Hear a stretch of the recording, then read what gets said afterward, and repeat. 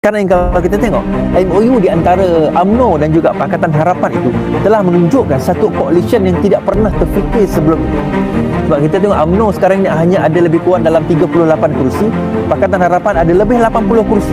Kalau kita campurkan 8, 9, 10, 11, 12 itu dah 120. Katakanlah PAS dan Bersatu menarik diri, kita akan membentuk kerajaan dengan UMNO sehingga PRU yang akan datang tak lama lagi, di mana kita akan melihat Bersatu dan PAS pula yang akan jadi pembangkang.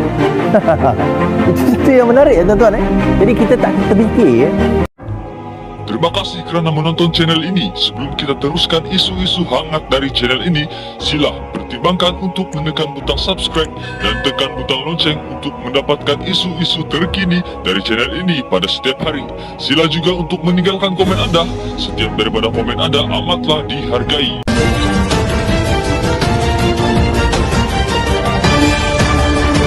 Jadi saya nampak bahawa bagaimana masa depan politik Malaysia selepas ini. Saya nampak ini adalah sesuatu yang sangat menarik. Ada orang kata pening kepala lah aku tengok politik Malaysia. Tak, saya kata jangan. Sebab dengan pelbagai dengan ketidakstabilan ini sebenarnya, dia membuka ruang kepada satu perkara dan satu landscape baru dalam politik negara kita. Iaitu ada kemungkinan di mana kerajaan itu dibentuk dengan gabungan daripada parti-parti politik yang sebelum ini dipandang sepi atau ditolak ke tepi atau dipinggirkan. Dan sekarang kalau kita tengok MOU di antara UMNO dan juga Pakatan Harapan itu telah menunjukkan satu coalition yang tidak pernah terfikir sebelum ini. Sebab kita tengok UMNO sekarang ini hanya ada lebih kurang dalam 38 kursi, Pakatan Harapan ada lebih 80 kursi.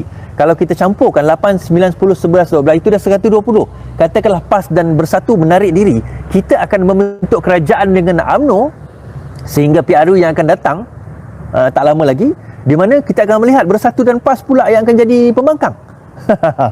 Itu satu yang menarik ya tuan-tuan.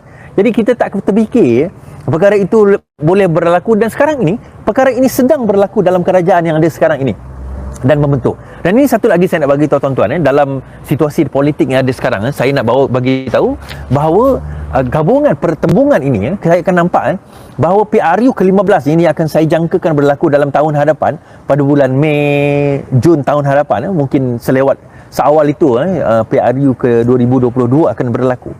Kita akan menyaksikan pertembungan, dan saya nampak Melaka ini akan menjadi satu titik tolak kepada penggabungan PAS dan juga Bersatu.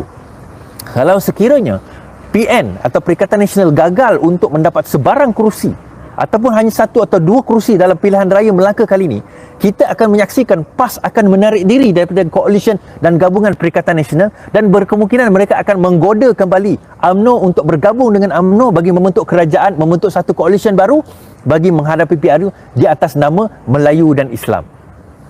Sebab saya kata tuan-tuan, kalau PAS dan UMNO bergabung, kita ada masalah. Kalau PAS dan UMNO bergabung, kita ada masalah sedikit berbanding dengan kalau mereka bertembung. Kalau mereka bertembung, itu adalah lebih baik, kan? Itu adalah lebih baik. Bertembung itu adalah lebih baik untuk kita berbanding dengan bergabung. Dan juga satu lagi, memberi juga gambaran kepada penduduk luar bandar dan juga yang fanatik kepada UMNO, kepada PAS, kepada yang selama ini bercakap tentang Melayu Islam ini, bahawa sebenarnya ini bukan agenda Melayu Islam. Ini agenda politik periuk nasib masing-masing. Ini bukan agenda membela Melayu Islam. Sebab kalau membela Melayu Islam, maka kenapa PAS dan UMNO bergaduh? Kenapa Bersatu bergaduh dengan UMNO? Kenapa PAS bergaduh dengan UMNO? Ini bukan agenda Melayu, bukan agenda Islam. Ini agenda periuk nasib masing-masing. Itu yang pertama. Kemudian kita kata juga membenarkan dakwaan kita yang memecah belahkan Melayu selama ini bukan DAP. Yang memecah belahkan Melayu selama ini bukan Cina, bukan India, bukan bangsa lain. Yang memecah belahkan Melayu selama ini adalah politik kotor orang Melayu itu sendiri yang mahu kekal berkuasa, mahu kekal kaya, kroni-kroni yang mahu kekal supaya mereka tidak hilang projek-projek. Itu je sebenarnya. Itu hakikat yang kita kena faham dalam konteks politik Malaysia ini, tuan-tuan. Okey, terima kasih kepada yang menonton saya, terima kasih yang bersama dengan saya, terima kasih kerana bersama dengan saya. Dan saya berada di bumi Melaka sekarang, bumi Langkawi sekarang ini. Saya tak berada di Melaka, saya dekat Pantai Cenang sekarang ini. Sekarang ini saya berada di di Underwater World Melaka, Langkawi. Cuma tak buka lah saya kat sini sebab saya tengok lampu dia cantik je, sebab itu saya pergi kat sini kan. Dan sesiapa yang apa tujuan saya kat sini, antara lain kita berjumpa dengan ranting cabang Langkawi. Saya berjumpa dengan Abang Nan, Abang Adnan, berjumpa dengan cabang Langkawi, dan insya-Allah kami dalam usaha untuk membentuk satu ketumbukan baru di Langkawi, dan alhamdulillah ketumbukan itu telah berjaya dibentuk, dan insya-Allah saya diberi penghormatan untuk merasmikan bilik gerakan bagi Parti Keadilan Rakyat di Langkawi ini, insya-Allah, bagi kita membawa kembali. Kita dulu masa saya berjalan itu ada jumpa orang tua, dia kata, alah sama je keadilan lah, hari tu keadilan bertanding tak ada perubahan pun. Dia tak tahu yang dia guna bendera keadilan, tapi sebenarnya parti ini adalah parti bersatu.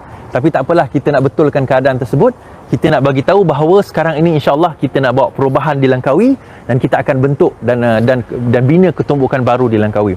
Sesiapa yang nak terus menderma kepada tua LTL saya, bolehlah WhatsApp 014-640-2434, 014-640-2434. Terima kasih. Kita jumpa lagi insya-Allah. Selamat malam, selamat beristirahat. Yang penting lawan, tetap lawan. Assalamualaikum.